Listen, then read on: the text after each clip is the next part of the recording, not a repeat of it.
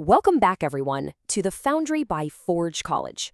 I am absolutely thrilled to have you here for this explainer. Now, if you joined us for our previous lesson, PoH timestamping mechanics, you already know the mathematical magic behind how proof of history generates this continuous, unforgeable stream of hashes. You know how the clock ticks.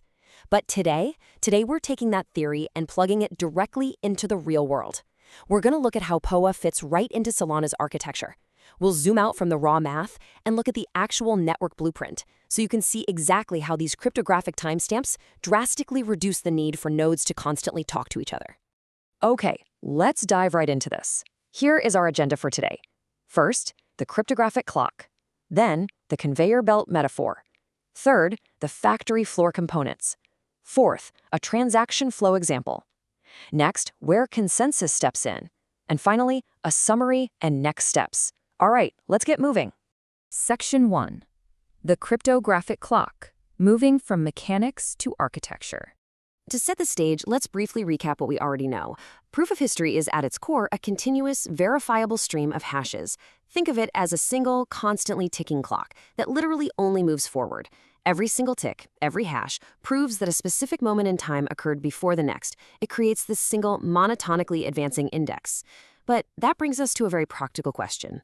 We know how the PoH clock ticks, right? But who on the network is actually reading it? I mean, it's one thing to have this beautiful cryptographic clock, but if we're moving from abstract math to the physical reality of a blockchain network, we need to know how the nodes, the validators, and the network layers are actually using these ticks to process transactions. Well, the answer to that question introduces us to the most magical shift in this entire architecture: local deterministic ordering. This is the ability for nodes to independently reach the exact same sequence of events without having to exchange thousands of back-and-forth voting messages. How? Just by tagging incoming transactions with a PoH check. Instead of some heavy messaging protocol where everyone has to vote on what happened first, ordering becomes just a matter of local verification. You just look at the shared hash stream. If transaction A is stamped with tick 10 and transaction B is stamped with tick 15, boom. Everyone immediately knows A came first. No debate required. Section 2, the conveyor belt metaphor, visualizing the hash stream. To really make this complex architecture approachable, I want you to imagine a factory floor. And this brilliantly illustrates what we're talking about. On the left side of our schematic, we have the highly technical PoH hash stream and ticks. But on the right, we have our translation, a conveyor belt with numbered slots. Imagine a continuously moving factory conveyor belt. The slots on the belt are numbered sequentially, and they literally never stop moving. Each product that arrives is placed into the next available free slot. That slot number instantly becomes the permanent canonical position for that product. Workers further down the line can just look at a product slot number and instantly know exactly where it fits relative to everything else, without ever needing to ask the other workers. Section 3. The factory floor components. Meet the workers. So it's time to meet the workers on this floor. Just like a real factory, the different components of the Solana architecture interact with this conveyor belt in highly specialized ways. Let's walk through this matrix together. First up, we have the leader. The leader is the worker who physically controls the start of the belt. Their job is to advance the PoH stream and stamp arriving transactions with PoH ticks. This creates authoritative local ordering. Next, we have the validator. They're the downstream workers. They verify the hashes and replay transactions according to the ticks, which enables stateless verification.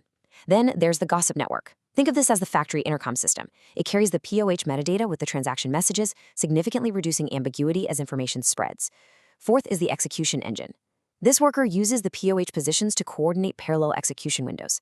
Because they know the exact order from the slot numbers, they can process non-conflicting transactions at the exact same time without locking out the system. And finally, consensus. Consensus acts as the factory manager, confirming leader rotations and checkpointing the state to limit irreversibility. By the way, understanding how these specific components interact to unlock massive scale is a core focus in our advanced programs at Forge College, and it's just incredible to see it laid out this clearly. Section 4. A transaction flow example, putting the components in motion. Now, what's really interesting about this slide is we're going to take all those components we just learned about and watch them operate in live action. Let's see some transactions actually hit the belt. Picture this. The PoH stream is humming along at tick 1,000,000. Suddenly, the leader worker sees transaction A arrive. The leader grabs it, computes a hash, stamps it with tick 1,000,001, and tosses it onto the belt.